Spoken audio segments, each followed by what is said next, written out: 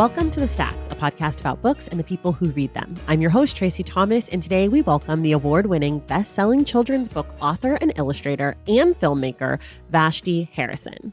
Vashti just released Big, her first fictional picture book, which she both wrote and illustrated. Big is an emotional exploration which follows a child's journey to self-love, and it shows the power of words to both heal and hurt. Listeners at home, you will know Vashti Harrison from her Little Leaders series, as well as being the illustrator behind Lupita Nyong'o's Sulwe and Matthew Cherry's Hair Love.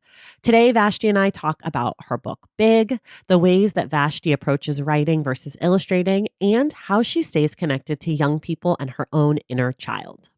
Remember, our May Book Club pick is This Boy We Made, a memoir of motherhood, genetics, and facing the unknown by Taylor Harris. We will discuss the book on May 31st with Nicole Chung. Quick reminder, everything we talk about on each episode of The Stacks can be found in the link in the show notes.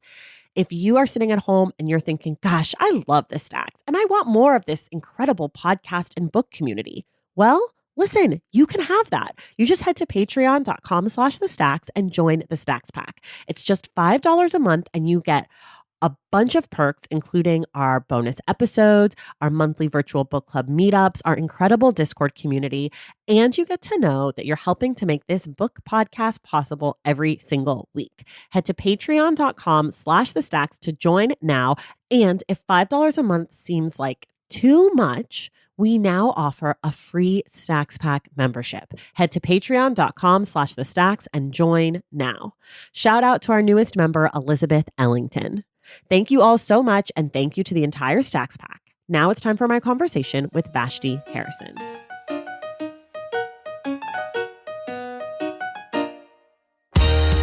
All right, everyone, I'm so excited. I'm here today with Vashti Harrison, who is an author and a filmmaker and an illustrator and has a brand new children's book out called Big. Vashti, welcome to The Stacks. Thanks so much for having me. I'm so excited to talk to you about this book. We always sort of start here. In about 30 seconds or so, will you just tell folks about Big? Sure. So Big is my first picture book, my first piece of fiction. I think something that I've tried to incorporate into all of my work, and especially my illustration work, are, sweet and innocent children characters that we can fall in love with and want to go on adventures with and root for. So that's definitely what I've tried to create with this book. So Big tells the story of a little girl who's experiencing some really big feelings about her body, and it follows her on her journey towards self-love. And she sort of reclaims her own narrative. It explores some very real challenges that many young Black girls are facing, including adultification and anti-fat bias. Yeah, so I grew up as a dancer, and the little girl at the center of Big, it has a relationship with dance, and this book really hit the nail on the head for me. I was emotional a little bit reading it. I just thought you did such a nice job of kind of bringing in a lot of difficult things in this really beautiful and lovely way. And my big question, of course, is how are you thinking about audience? How are you thinking about the children versus the parents? Because you're writing for an age group where the parents are definitely involved in the book as well. So how do you think about that balance? Yeah, that's a really great question, because it is something that I really kind of maybe agonized over for a long time, because the story, I felt really emotional writing it. It comes from a really personal place. In it, I'm really trying to capture these feelings I experienced as a child. The main character isn't me. She doesn't have a name, but, I wanted readers to be able to empathize with her and her experience. And, in that way, I hope it resonates with people on this universal level. But, I am approaching these thoughts and feelings and experiences that I had as a child from an adult perspective. So I worried, am I writing something that is too adult? It's from this adult perspective. And in some cases, I do want to be speaking to adults in the room about what it's like to be a kid walking around in the world with other people's labels on you. So, this book is for children. It is for, anyone who, might see themselves in this character story or know someone who looks like this character.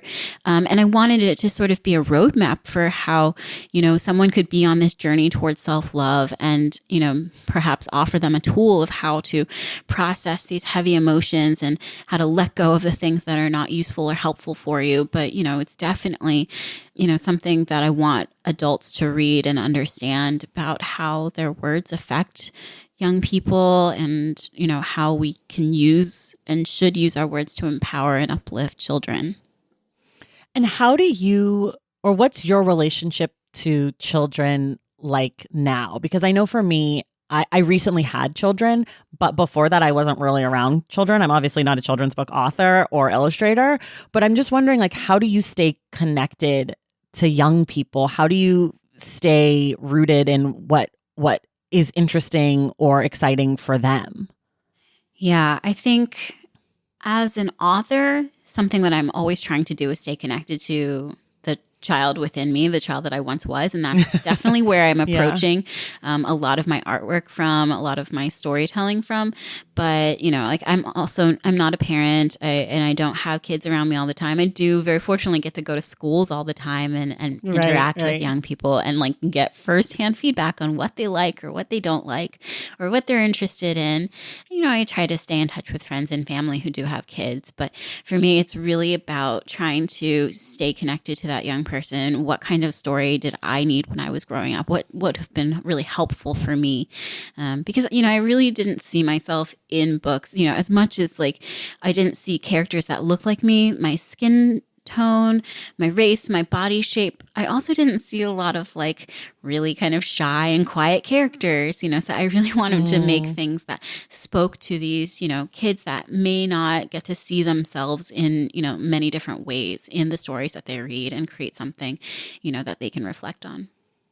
Oh, I love that. I'm a totally opposite personality, so I feel like there was a lot of little kids that acted like me, but not a lot that looked like me. A lot of bad, wild kids in stories. That's my jam. A lot of Mad Maxes around. I just think it's so interesting because I know that children love your work, and it's such a gift to be able to speak to young people. And I love that you're sort of rooting that in your own inner child and past self, because so many adults, myself included, lose that.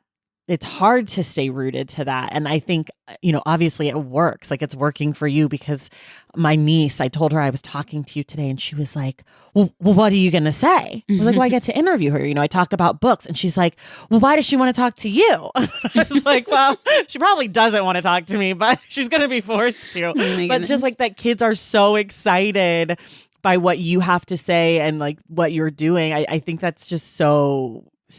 to me, it's special, and it must be special to you to have that relationship with them. Yeah, I absolutely treasure and cherish that, because you can't force it. Kids will definitely tell you when they don't like something. So, I just feel blessed that I make anything that resonates with any young person.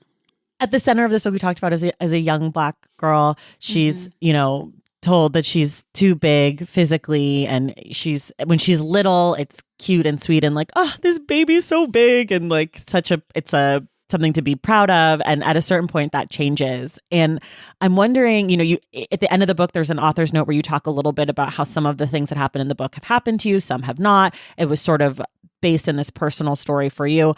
And the thing that really stood out to me is when did you realize what had happened? When were you able to say, oh, there was a fat phobia or a racialization of fatness that impacted me at this young age? Do you remember when that kind of light bulb went off for you?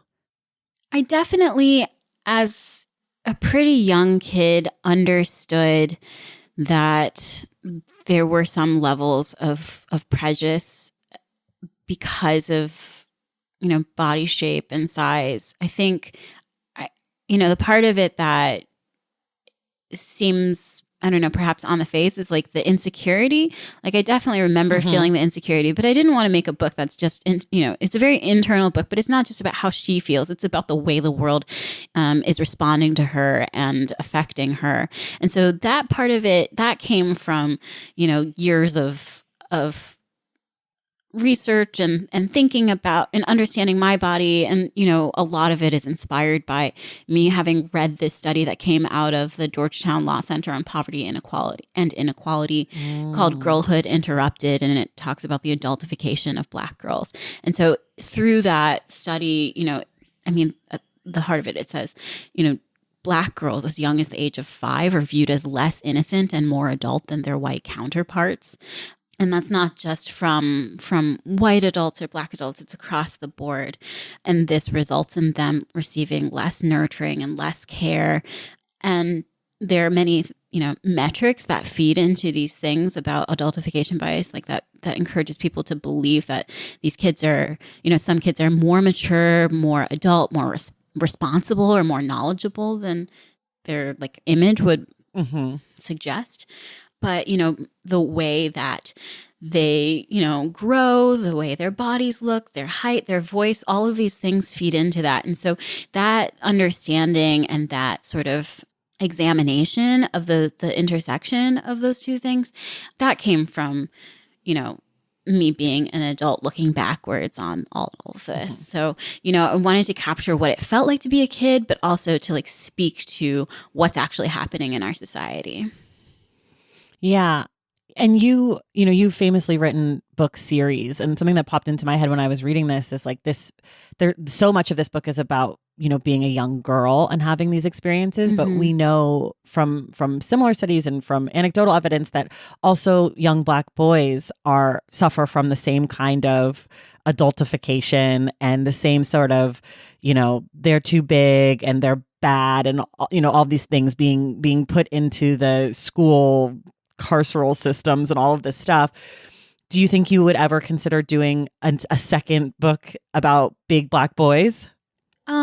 That's interesting because when I came up with the idea for Little Leaders, my first book, one of the first questions people ask me is like, okay, so when will you write the one that features Black men in history?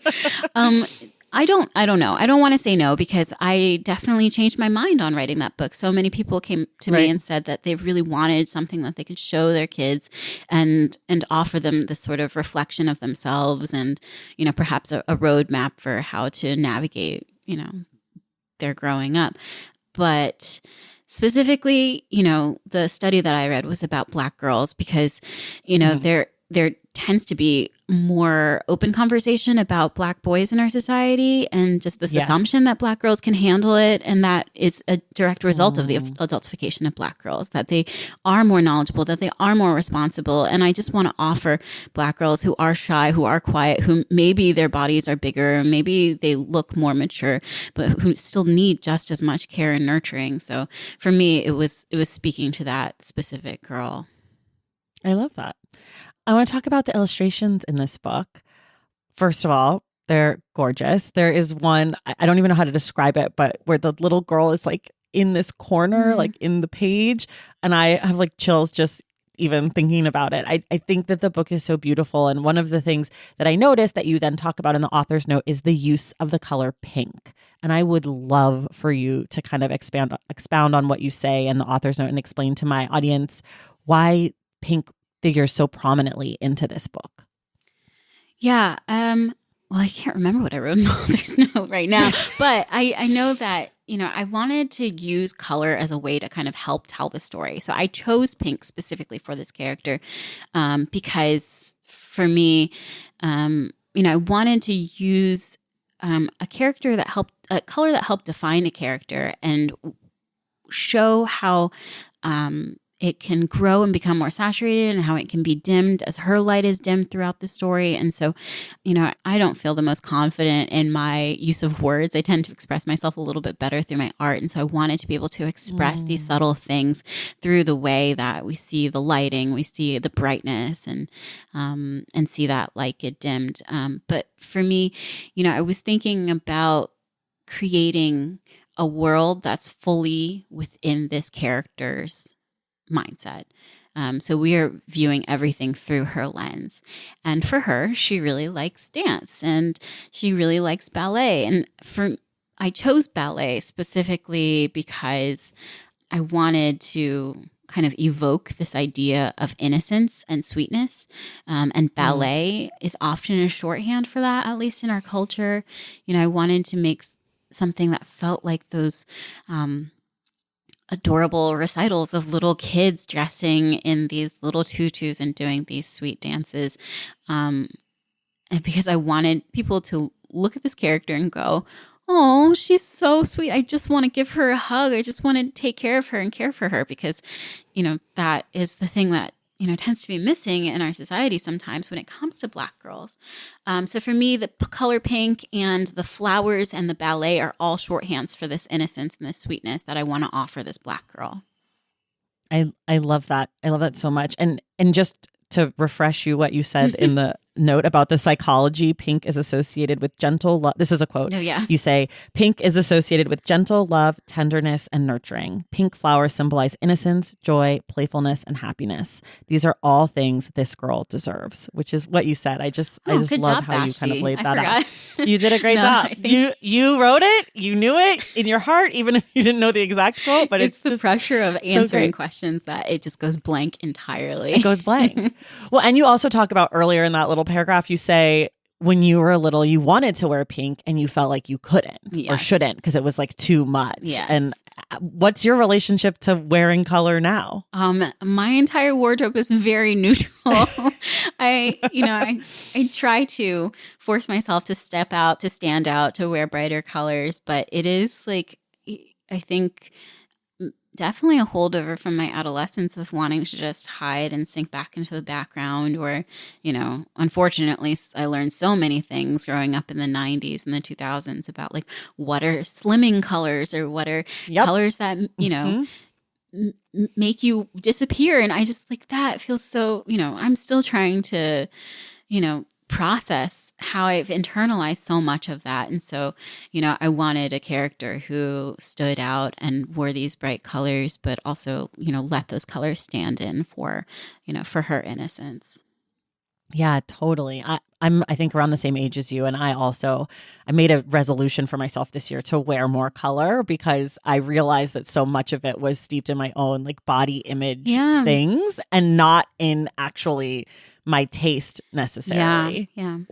And that's a shame. I want kids to be able to express themselves however they want, not be afraid of wearing stripes or particular colors. Like that is so unfair. We didn't deserve that. No, for sure not. And now like that we have to fight against it sucks. You just mentioned that illustrations, the drawing, the art part comes a little easier to you for storytelling versus like the words part. So how do you actually put it together? Do you start with the words? Do you start with the images? Like, how do you collaborate with yourself? I tend to come up with ideas while I'm drawing. So I'll end up, making a drawing takes a long time, right? So I'll spend time coloring something in or adding textures. And through those moments of sort of like meditative coloring, story ideas can come. Or, I'll create a character really quickly and realize like, oh, wow, I could imagine a whole story around her. So for me, it is through the drawing process that stuff comes.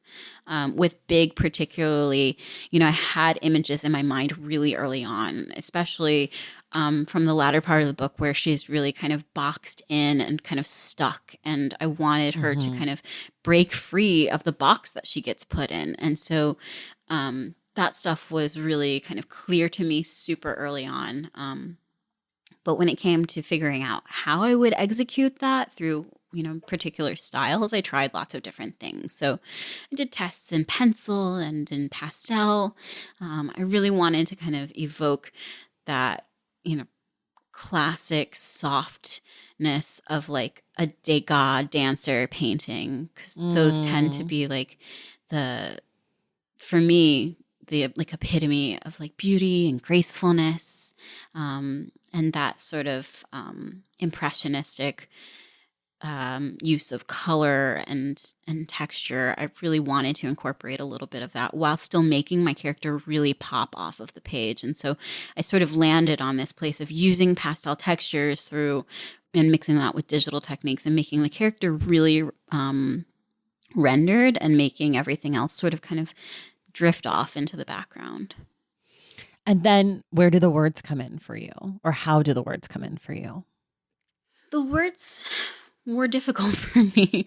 At one point I really hoped that this could be like a wordless book, but there were just some very specific things that I needed to be clearer. I think if I wanted everything to be on the page without any words, it would have been a really long book with a ton of panels, and I didn't want it to kind of feel like a comic book or anything like that.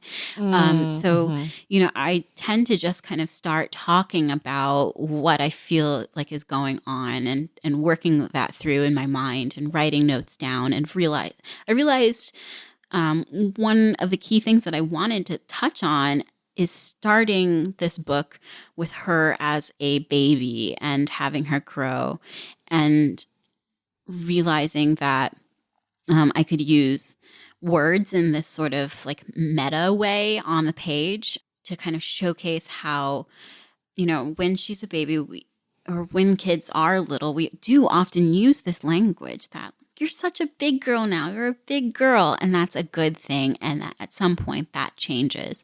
And so I wanted to, when like the, essentially like inciting incident happens, like words kind of lift out of their speech bubbles and become characters and kind of move on the page in physical ways. And they kind of become characters. So it's a mixture of just trying to really focus on what I'm trying to say on a given spread. But I'm really, really grateful for my editor for helping me really pin that stuff down, because I will be the first to admit, like, I don't express myself the clearest through language. And clearly I give long answers because I can't think of concise ways to express myself. This is a podcast. Everybody gives long answers here. They're not any longer than anyone else's. Don't you worry.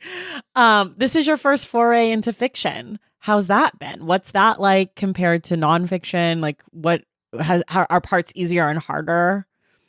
Yeah, I think I just second guess myself a lot more with fiction. The pressure feels higher because it feels like it's all on me to have gotten it right.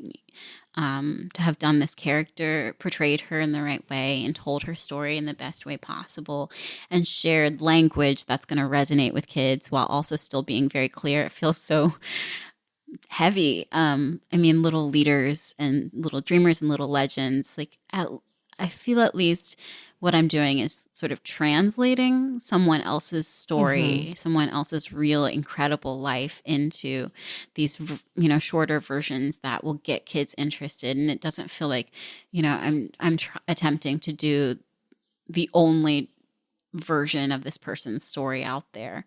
It's just different. I feel sometimes insecure about my story structure. Did I do things the best way possible? And, I think I'll always have that little bit of anxiety around writing. But, I think what's so, unique and special about picture books is that marriage between images and language. So, I tried to really help myself and sort of scaffold the story with really strong choices in color and composition to help lead your eye and help you, help the reader kind of fall into the story and really experience what's happening on a like personal level. Yeah.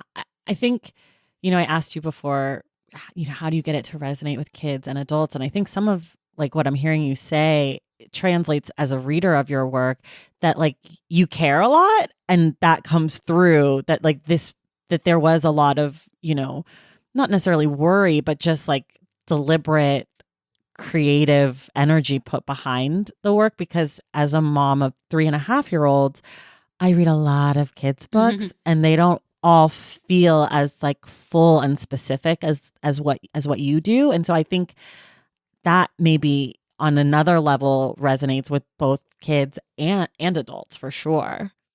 Yeah, it's hard to kind of navigate this feeling of like, when I tell other people, other artists about, even just the process of illustrating a book, I always tell them, and, it's not like you're just like translating the words into the image. You're extending that story into something visual, a whole new experience. And so like it might, say on the page that, the kid looked under their bed and rifled through all their toys for what they were looking for.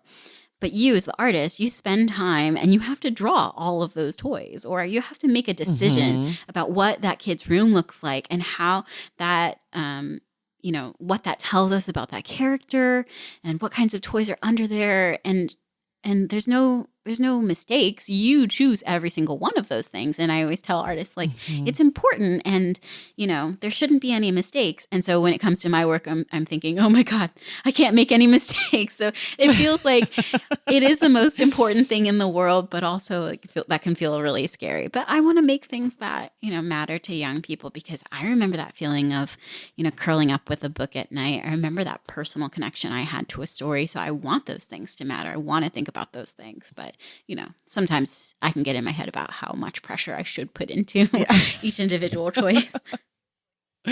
I can relate to this. We're going to take a quick break and we'll be right back. Valentine's Day is upon us and I've got love on the brain. Love for books, duh, of course. Hello. Did you forget what podcast you're listening to? I love bringing you all great reads, exclusive author interviews, and behind the scenes book gossip. But I can only do that with your support over on Patreon and Substack. Our Stacks Patreon community, also known as the Stacks Pack, is where you can go for book club meetups, a private, very active Discord, and a year-long mega reading challenge to help you achieve all your reading goals. Plus, you also get that monthly bonus episode. Now, over on the Substack, you can subscribe to my newsletter, Unstacked, where I keep the book conversations going. I also give you a healthy dose of sports and pop culture, definitely some hot takes happening over there. And again, that bonus episode. If you don't have a few dollars to spare, don't worry. There are free options on the Substack and the Patreon to get you a little extra Stacks magic. Making this podcast is a total team effort, and by supporting my Patreon and my Substack, you allow me to support my amazing team that makes the show possible every single week. So if you or your friends are looking to meet other book lovers and support this indie podcast, come hang out with me on Patreon, Substack, or both. I would love to have you. And since we're talking about love, you can gift subscriptions to the Patreon and the Substack for that special reader in your life. For the Stacks Pack, head to patreon.com/thestacks. And for the newsletter, head to traceythomas.substack.com. And also, there are links to both in the show notes. Okay, see you in the Stacks.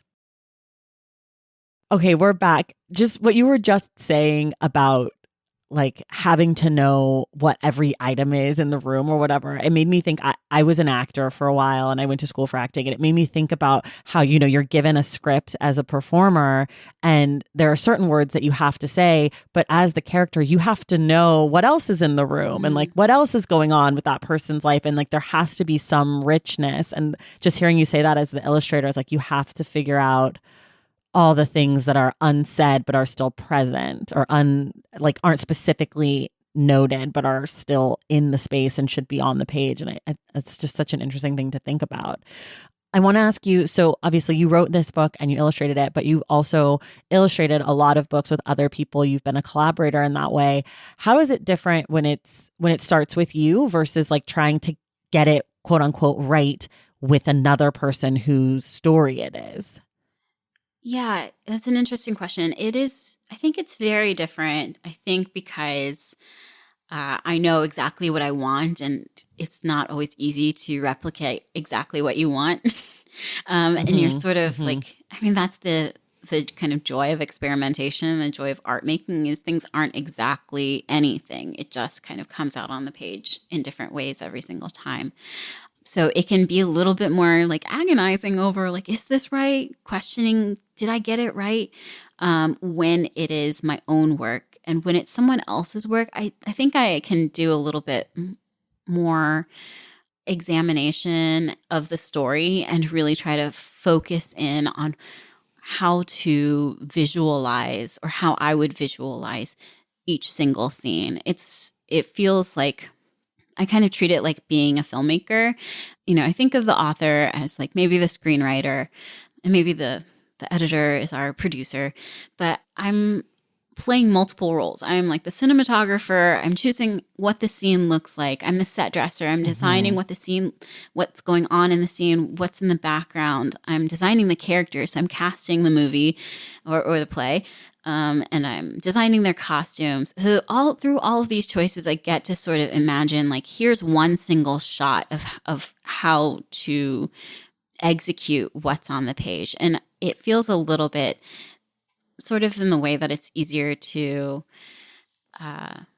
examine other people's work than it is to examine your own. It's a little bit easier for me to just kind of isolate these single scenes. Whereas, because I'm fully wrapped up in the story that I'm writing, I'm questioning, well, would this scene look better if I changed the writing? I could rewrite the scene so that this shot would look better. So I give myself a little bit too much freedom when I'm working on just my own projects to question and rewrite. Whereas, when I get a manuscript written by someone else, it is fixed, it is firm, to a degree. And, I'm doing my very best to execute what I feel is like coming through in the story. And when you work with other people, do you ever find that you maybe take on a project and then you realize like, oh, this is not a good partnership, or you take on something and you're like, oh my gosh, I could work with this person forever. Obviously, you do not need to name names, but I guess I'm thinking like you probably get the story and you're like, oh, I would like to do this. And then sometimes like it's not what you thought, or it is what you thought. I don't know. Just like if there's any dissonance in that collaboration, I guess. Not usually, because, as an illustrator, I get to pick and choose what I work on. Often what will happen is like an author will sell their manuscript to a publisher, and the publisher will start reaching out. The art director or the editor will start reaching out to different illustrators that they might have in mind for a certain project. So I'll get to read the manuscript before, and decide if I want to work on it. And so I never say yes to things that I don't think I can bring something to. I do often ask, like, do you guys have a particular style in mind? Because I think I change my style up pretty differently based on the kind of story I'm illustrating. I'll ask, like, do you think that there will be a heavy use of cars and vehicles? Because maybe that won't be the best book for me to illustrate. Like, how much do you want to focus on the background, or how much do you want to focus on the little details? And so, I'll know before I go in if it's something that I think I can really kind of collaborate with. So I think that's one part of the process that a lot of people don't know how it works. It's not that like, I'm assigned to a book and I have to illustrate it, or, the author finds me and I have to work with them. Honestly, I get to pick and choose. And I really only want to focus on books that I feel like I can bring my best self to, my best work, to, probably share that story with young readers.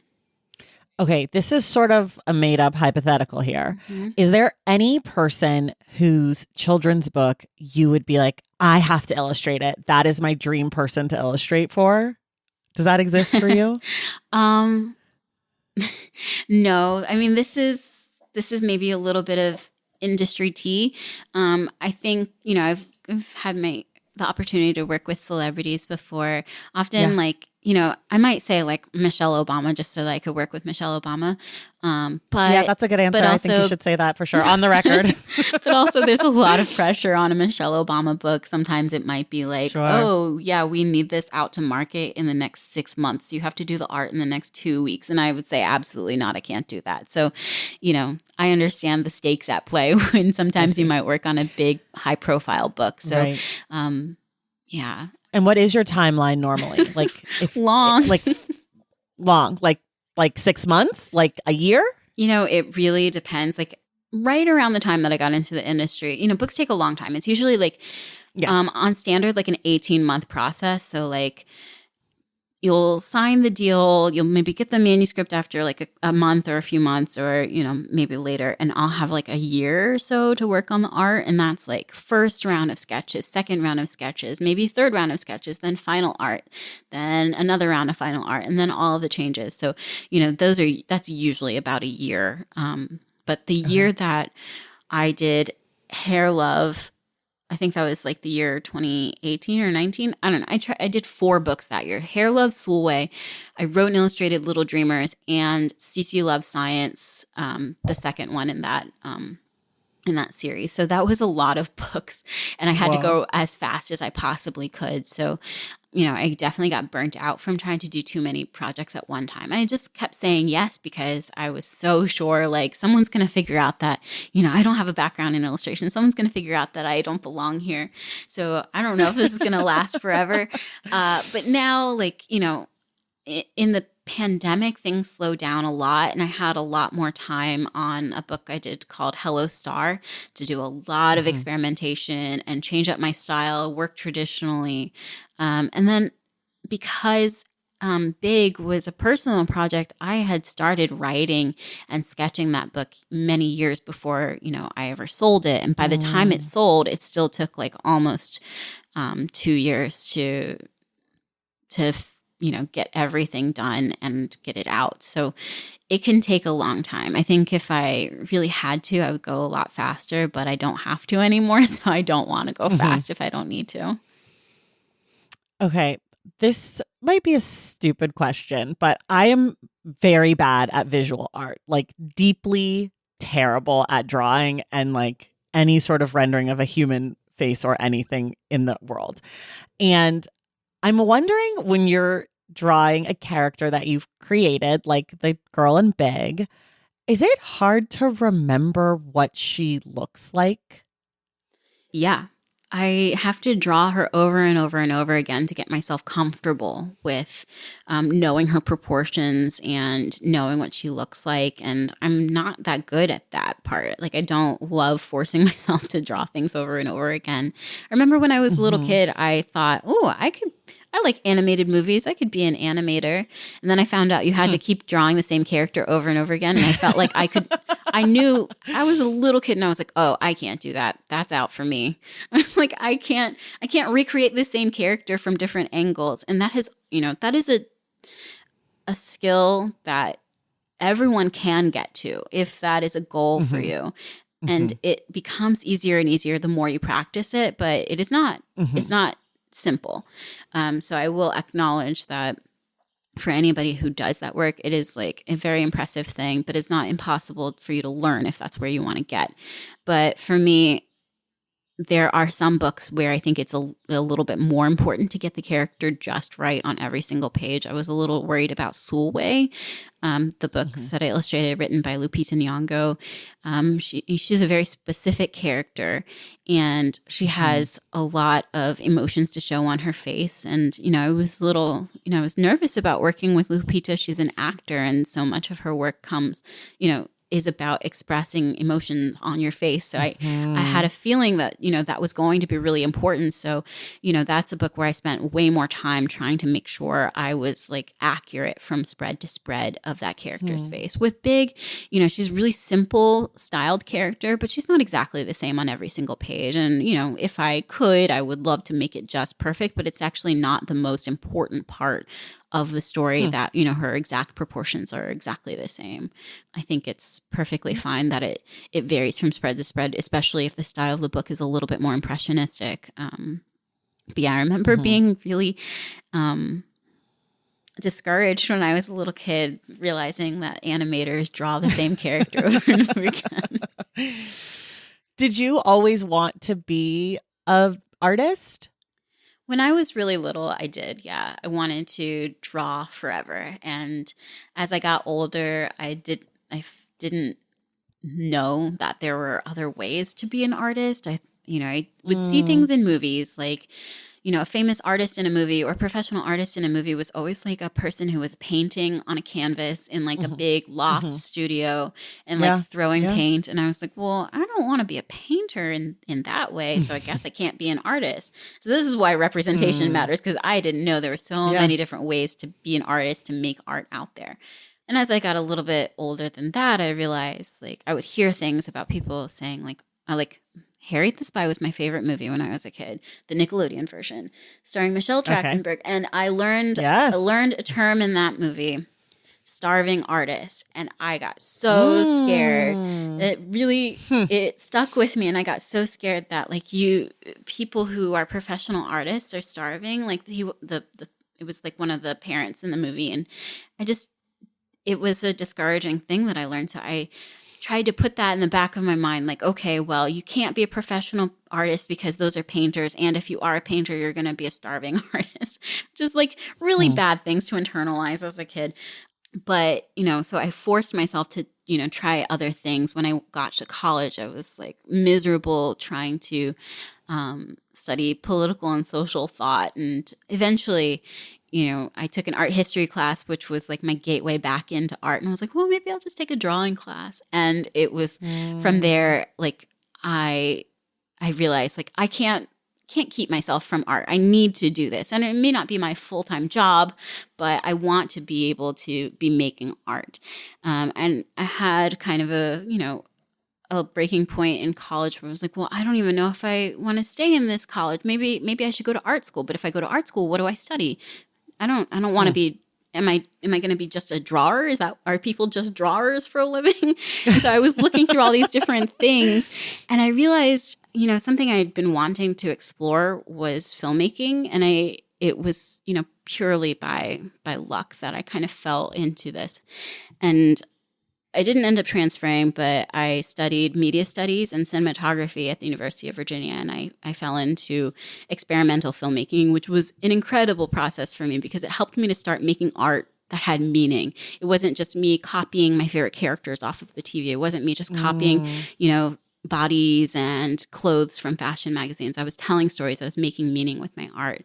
And that's what got me I went to grad school to study experimental film. And that's where I picked up drawing again at Cal Arts. And that is like the beginning of my path towards becoming a children's book illustrator. It had many, many other bumps and side paths and got sidetracked for a while. But I think the pull to make art was always there, and there were other things in life, expectations and pressures from, myself and from, what I thought was success, that kept me confused for a really long time. But, I'm grateful that I got here. First of all, I love that story because I love when people's story is super not linear. I just think it's a good reminder to all of us. But something you said about when you started making film and you started sort of making like, I guess, generative art where like you were creating the thing from your own brain and mind and stuff. Can you talk a little bit about what that felt like for you from switching from kind of creating or I think you said copying, but like taking art, things that were already in the world and rendering them in another way versus generating something that didn't exist that came from you? Yeah, I mean, it felt like so powerful and meaningful to make something that came from within myself and, expressed something. And I think, that's the word I've been using over and over again, but I think that is it. Like I was expressing something from within myself rather than just, doing, which was the kind of, drawing that I was doing, which was just replicating, which is like a really important fundamental that many artists have to do, like taking these like life drawing classes and still lives and stuff like that. So that is like a tool in your toolkit, but you as an artist is, the ideas that you have within you and the things that you want to say. So just as much as I think that, the pencil is one of my tools, the film camera and, clay and toy making and wood are other tools in that toolkit to express and tell the different stories that you have. So I think it just felt really empowering to be able to know that I could kind of create something that was all my own. I just love that. A question I ask everyone, and I'm going to make it a two-parter for you. I've never asked the second part before, but I've also never had a writer illustrator on the show before, so you get to be the guinea pig. But the first part of the question is, what's a word you can never spell correctly on the first try? Ooh, I don't know. I've like maybe undiagnosed, but as I've gotten older, I think I've become like slightly dyslexic. So I always swap letters when I'm writing.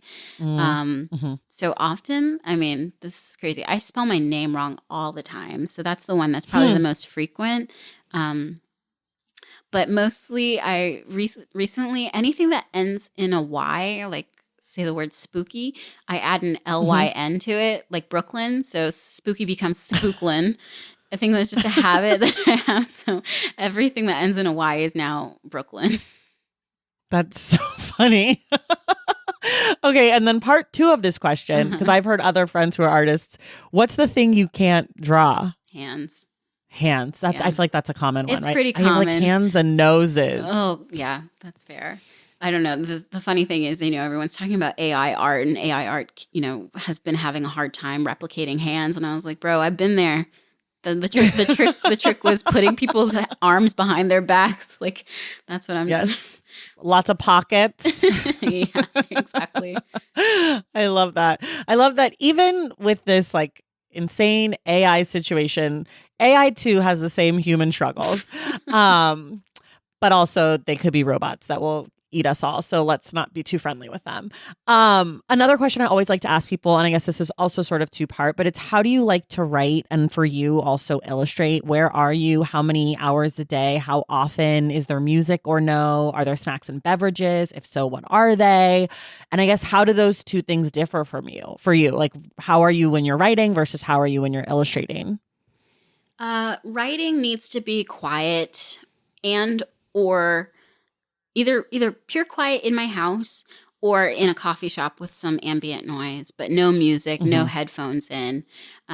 Drawing ideally is in my office / studio in my house. I supremely dislike when people are like watching me draw, which is a thing that everyone wants to do. I get it. I want to watch people draw too, but I prefer the privacy of my home to just like draw my bad hands 15 times over and over again. And drawing can have background noise, either like a podcast or audiobooks or like the TV on kind of low or, the TV on high, and I'll listen, any show that's like super drama, like dialogue based. So those are good ones that you can just like listen to and follow the whole story without looking up from what you're doing or reality TV. And are you watching Love is Blind? I am, and I watched a whole hour of a loading screen last night, along with everybody else. Okay, we won't go too deep into. Have you watched? I haven't watched it yet. I was traveling yesterday, so I missed it anyways. But I haven't had time yet today. The embarrassing thing is, I watched someone else's live stream of it on their TikTok, so I got some of it. Oh my gosh! It was purely for the this is a live moment and I have to be a part of it. Even if I'm not getting all the information in the right way, there's something about like the live tweeting and everyone's trying to figure out what's going on. So I did watch part I know. of it. I was glad because I was so worried there was going to be spoilers last night, but because it got all screwed up, there haven't really been that many spoilers yet, though I need to watch in the next like little bit before there are. Yeah, that and but I did skip over get on before. I know. I'm also late on Succession. Travel days, the worst. Traveling on a Sunday is impossible during Succession and Love is Blind season. It's just no good. I did kind of jump over my favorite part of the question, though. Snacks and beverages. Usually just coffee, hot coffee, cold coffee. How do you take it? I just got myself a fancy espresso machine. So ideally, if everything goes right, an Americano with half and half. I love half and half. I'm a tea girl, but I put half and half in my tea, which I know is a little excessive, but that's me. How do you tap into your creativity? Do you have any things that you do to help you stay like generative, or are there things that you do when you feel yourself like slumping either with your writing or your filmmaking or your illustrations or anything? Yeah, for me, the thing that always gets me re-energized is kind of switching up media. So, Mm. when I'm like maybe working on a book and it's, I'm at the stage where I'm fully on the computer and I have to be, illustrating on my computer with my drawing tablet. I will try to make space for doing something with my hands. So I'll like just make a sketch with pastel, or I'll make something to post on social media, or, more recently I've been experimenting with making figurines and dolls and toys. So, and that will kind of get that creative spark going again to make me want to go back to working on another project or make me want to write. So it's kind of tricking myself like, here's a treat. You can work on this for a little while and then you get to work on this for a little while. I love that. I know that at the time of us talking right now, the book is not out yet, but when people are listening, the book is out in the world and you can get it wherever you get your books. But what comes next for you? Do you know? I don't have anything on the books. I don't have another book on the books right now, which feels exciting. I get to kind of pick and choose what I work on next. But I am experimenting, forcing myself to do some more long form writing. And so maybe there will be something longer in the future. Who knows? I have another book coming out later this year, another hair love book, an ABC book. So that one was really fun, just exploring all these different hairstyles. I love drawing hair. So that was really great. And, I think creatively, I am excited about, potentially just making more things, physical objects. So, I'm trying to like look forward to just experimenting throughout the summer, kind of treat it like summer camp. That's fun. Your books are beloved. And I'm wondering for you who the coolest person is who's expressed interest or gotten back to you that they've read your stuff. Honestly, I get to encounter a lot of adults who read my books. When I get letters or notes, or even just, kids, when I meet them, at schools, it always feels like way more, earnest and meaningful when a kid is actually like, no, I love this book, not my mom bought me this book or my parent bought me this book. I think a few years ago, right after Little Leaders came out, I was in California and was walking down the street and I saw a little girl with my book and I was like flabbergasted. It is, I think, the only time I've ever seen my book out in the wild for real, like not at a bookstore, but just someone holding it and reading it. And that I'll never lose that image. I took a picture with her and it always pops up on my phone. And it's like, that feels so real, feels so good. It means so much when a kid, expresses like a true appreciation for my work. Cause then I know that I've done at least something right. Right. And that's so special because I feel like your books often stay in the house. Right? Like it's like a book that like you read at bedtime or whatever. Like I don't take my kids' books out of the house very much. I'm just thinking about like what that was like a really special moment because that child took the book out of the house. And I feel like so many kids' books just stay in the house or maybe like stay in a backpack or whatever. Anyways, that's a very cute story. For people who love big, what else might you recommend to them that's in conversation with big? I think there are a lot of really great other children's books that tackle this conversation about our bodies. There's one called Bodies Are Cool by Tyler Fetter that I think is the gold standard of just letting people know that all bodies are different. That is really just cool and amazing. There's a book by Shelley Anand called I Love My Body Because. And then for any adult that is interested in really examining more about adultification, I would highly recommend the study from the Georgetown Law Center on Poverty and Inequality. It's called Girlhood Interrupted.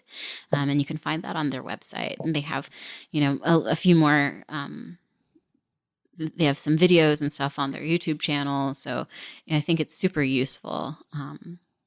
But for other kids, I think a slightly older kid, there's a great book in verse called Starfish that I think is really lovely.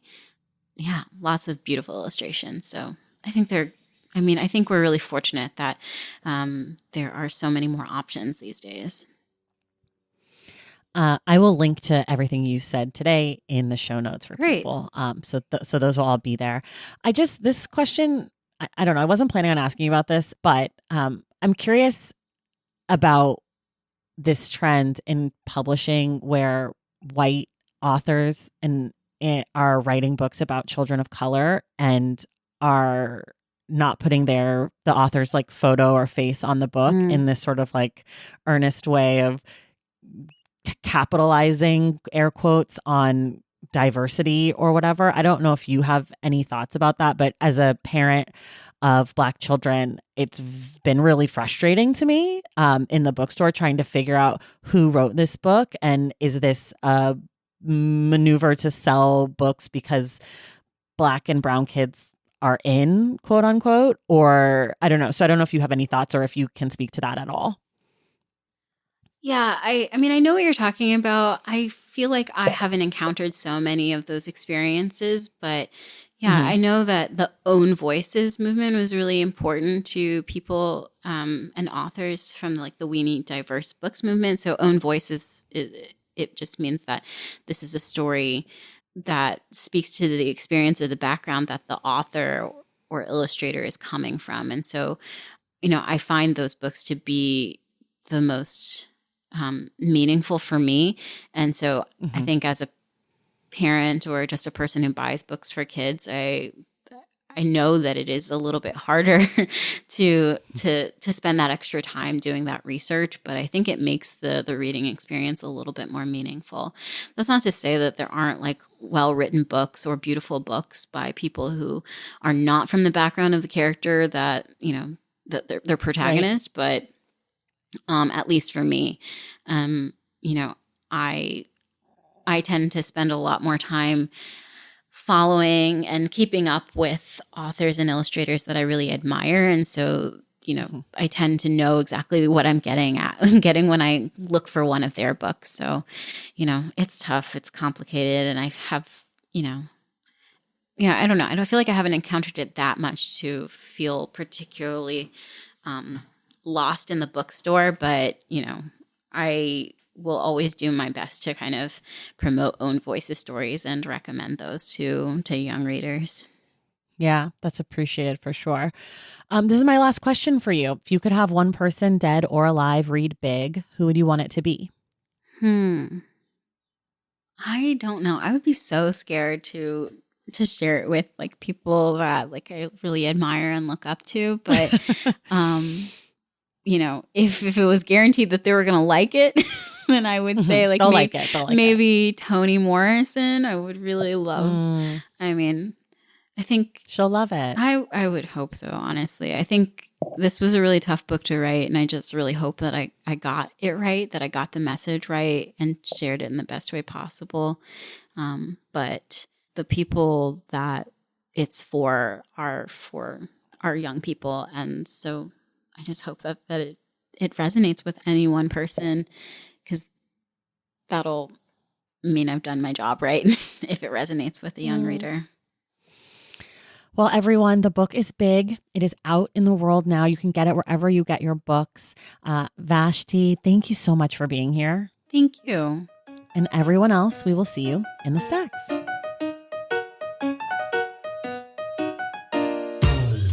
All right, y'all, that does it for us today. Thank you so much for listening. And thank you again to Vashti Harrison for joining the show. I'd also like to say thank you to Caroline Sun for helping to facilitate this interview. Don't forget, our May Book Club selection is This Boy We Made by Taylor Harris. We will discuss the book on May 31st with Nicole Chung. If you love this show and want inside access to it, head to patreon.com/thestacks and join the Stacks Pack. Make sure you're subscribed to The Stacks wherever you're listening to your podcasts. And if you're listening through Apple Podcasts or Spotify, be sure to leave us a rating and a review. For more from The Stacks, follow us on social media at The Stacks Pod on Instagram and TikTok, and at The Stacks Pod _ on Twitter. And check out our website, thestackspodcast.com. This episode of The Stacks was edited by Christian Duenas with production assistance from Lauren Tyree. Our graphic designer is Robin McCrite, and our theme music is from Tagiragis. The Stacks is created and produced by me, Tracy Thomas.